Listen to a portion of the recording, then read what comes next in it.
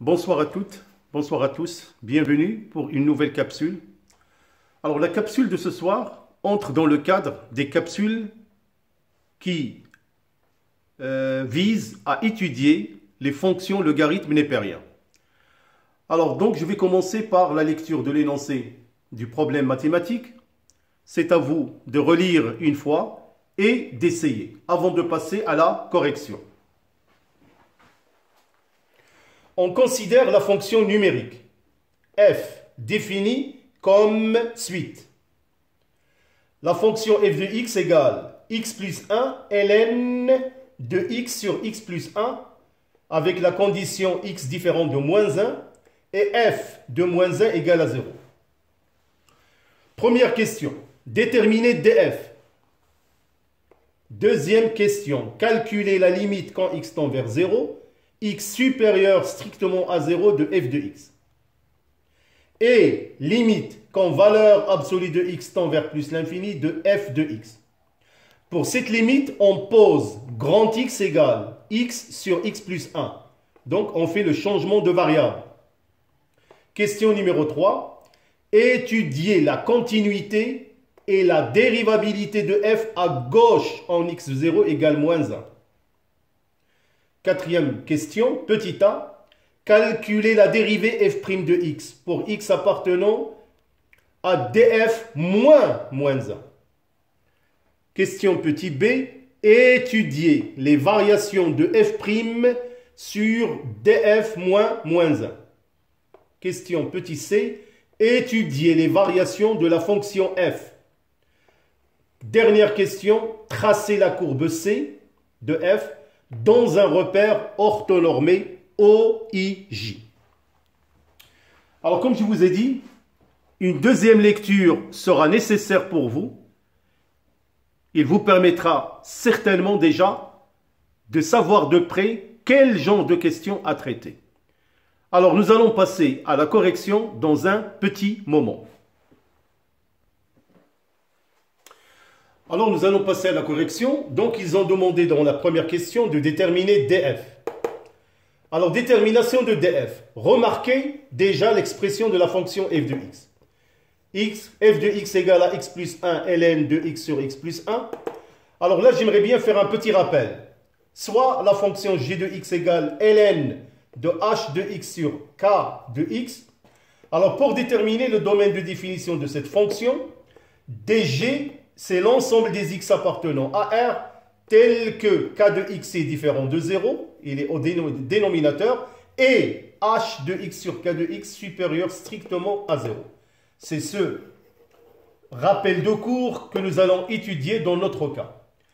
Alors, dans notre cas, la fonction f de x égale à x plus 1 ln de x sur x plus 1, le domaine de définition, c'est l'ensemble des x appartenant à R tel que x plus 1 est différent de 0 et x sur x plus 1 strictement positif.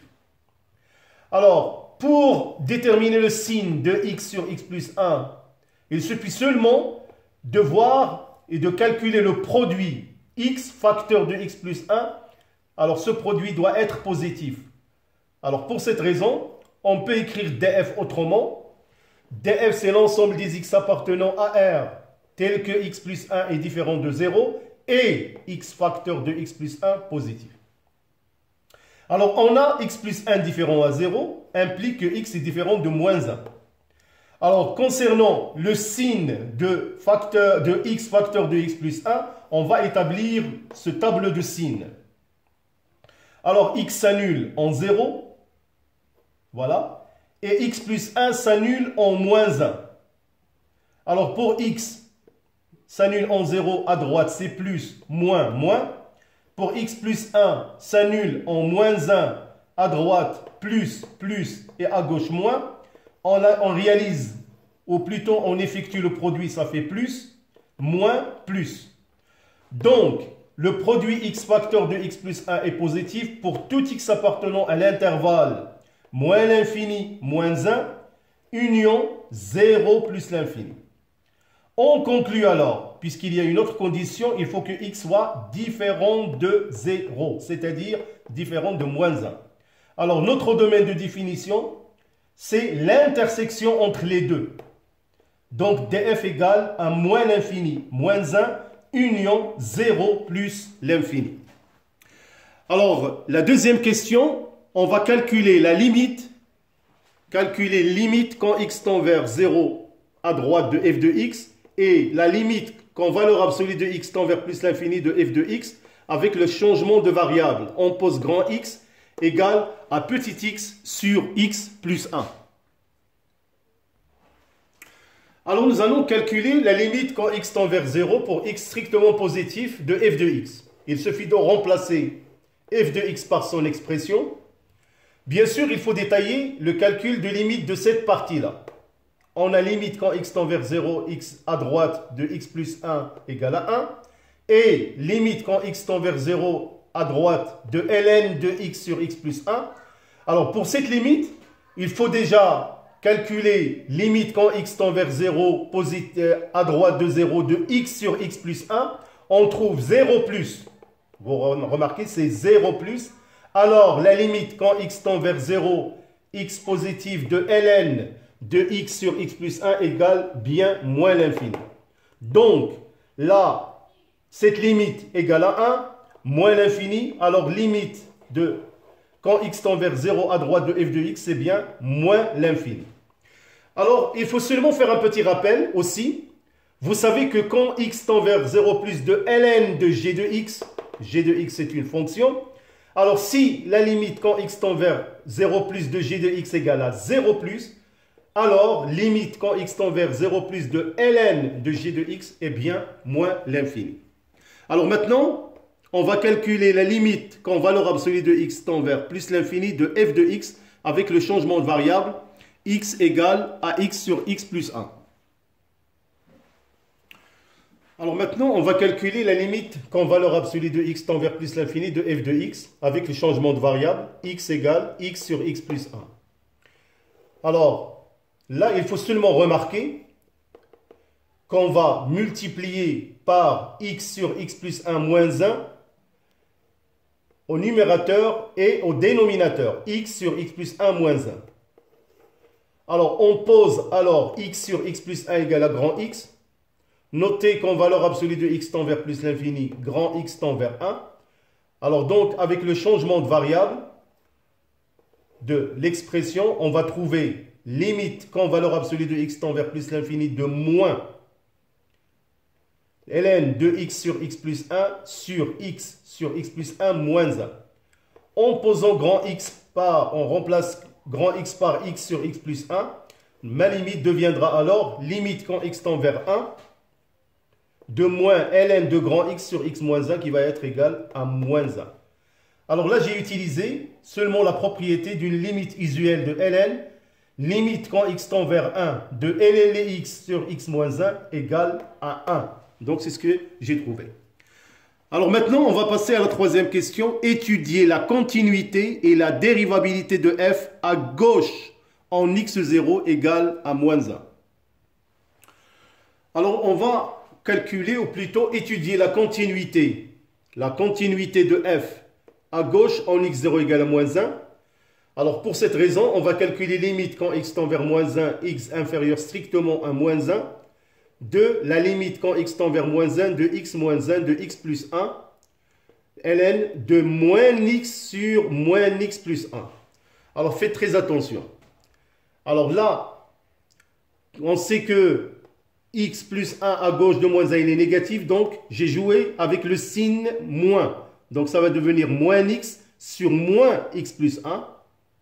Alors pour conserver toujours la particularité de ce rapport est positif, alors je vais utiliser une propriété des limites des ln. On sait que ln de moins x sur ln de moins x plus 1 est égal à ln de moins x plus ln de moins x plus 1. Alors, c'est ce que j'ai utilisé là.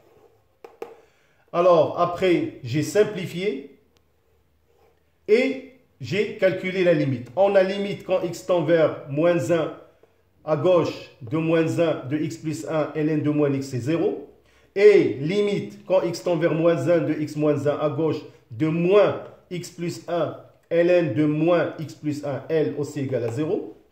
Alors, tout simplement, on pose t égale à x plus 1, changement de variable, donc x est égal à t moins 1.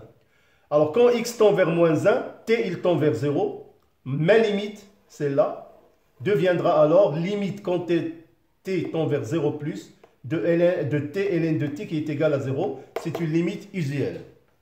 Alors, on trouve donc limite quand x tend vers moins 1, x inférieur à moins 1 de f de x égale à 0, qui est l'image de f moins 1 qui est donnée par l'expression de la fonction f. Alors, on peut déduire que la fonction f est continue en x0 à gauche. Alors maintenant, on va étudier la dérivabilité en x0 égale moins 1.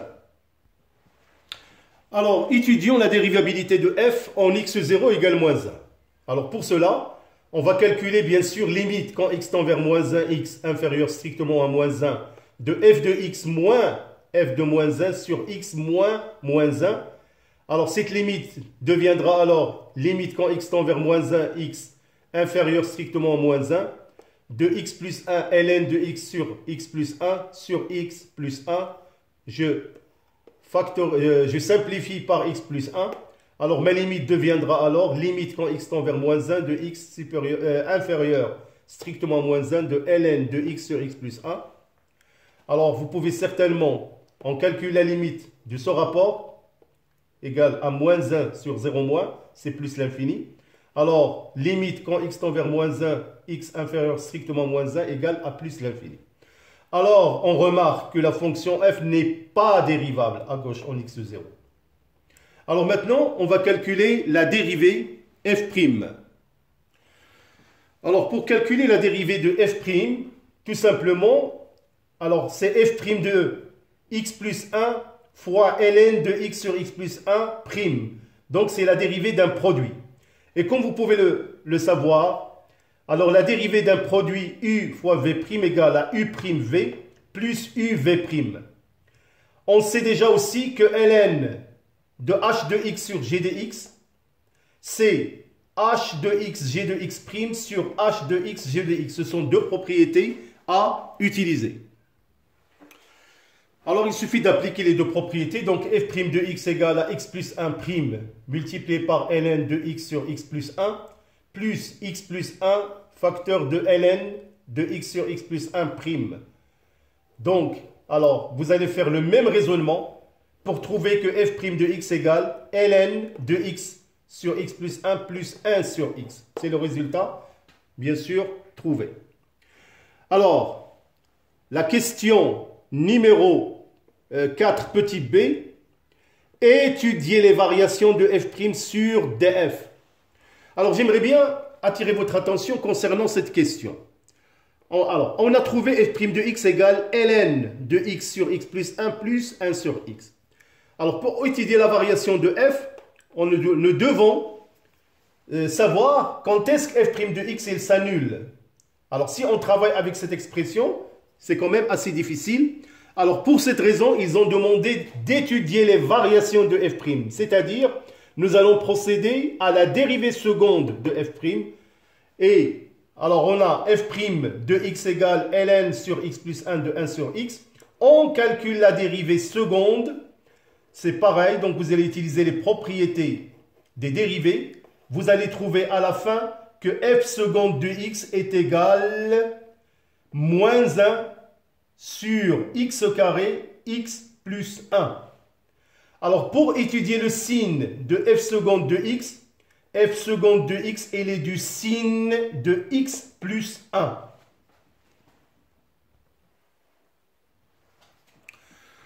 Alors, on a dit que f seconde de x, il est du signe de x plus 1. Alors, donc, x plus 1 s'annule pour x égale à moins 1. Alors, le tableau de signes, donc f seconde de x.